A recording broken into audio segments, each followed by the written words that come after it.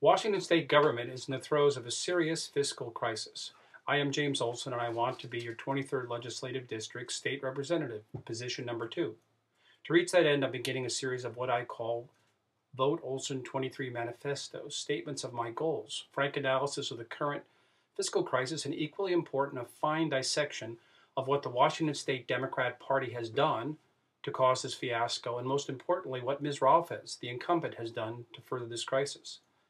This laser focus on Ms. Rolfes' record will be from the Washington State government records, her public statements, her recorded statements, and other information that comes up.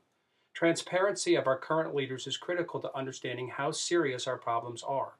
Career politicians like Ms. Rolfes can speak endlessly about process, activity, synergy, networking, and listening to her constituents. However, at the end of the day, talk is cheap, and what we have is the economic reality of a gigantic projected deficit and a Democrat moves towards new taxes, growth in government, staffing, and more failed policy.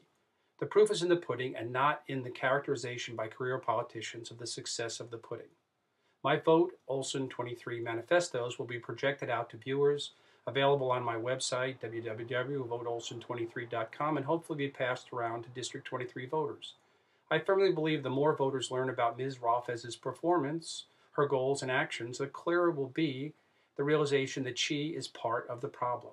Problems are solved by taking action. In politics and elected government positions, voters are given an incredible vehicle to register their dissatisfaction. Vote the incumbent out of office.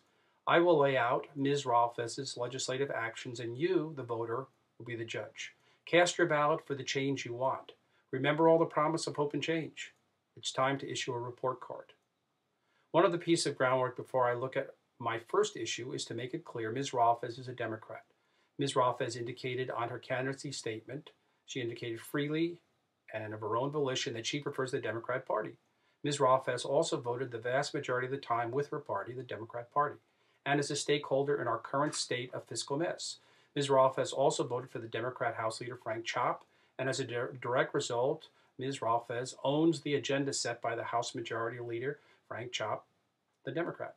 Now, one format I will be using liberally is Ms. Rolfes' testimony at the Kitsap Sun editorial board interview of the 23rd Legislative District candidates, Olsen, Winters, and Rolfes. At times, I will use sections of her testimony. Other times, I will give you my impression of what I heard her say. I wholeheartedly recommend each voter spend an hour and listen to the interview. You can link to the interview at my website, www.VoteOlsen23.com, or you can access it through the Kitsap Sun site, www.kitsapsun.com. Throughout the interview, Ms. Rolfes pled the case that she and her party were faced with the dilemma of throwing the needy out of the system because there was not enough money, or having to raise taxes. Well, how convenient. I repeatedly made the case that there was a third alternative, reducing costs and size of governments. Needless to say, Ms. Rolfes and her party and I are diametrically opposed on the issues of taxes and growth in government, and this will be a frequent theme in these manifestos, in our public debates, and in my discussions with you, the voters. In the interview, I repeatedly made the point that the Democratic Party and Ms. Rolfes betrayed the people by invalidating the requirements set forth in I-960, Initiative 960, for the two-thirds majority to pass new taxes.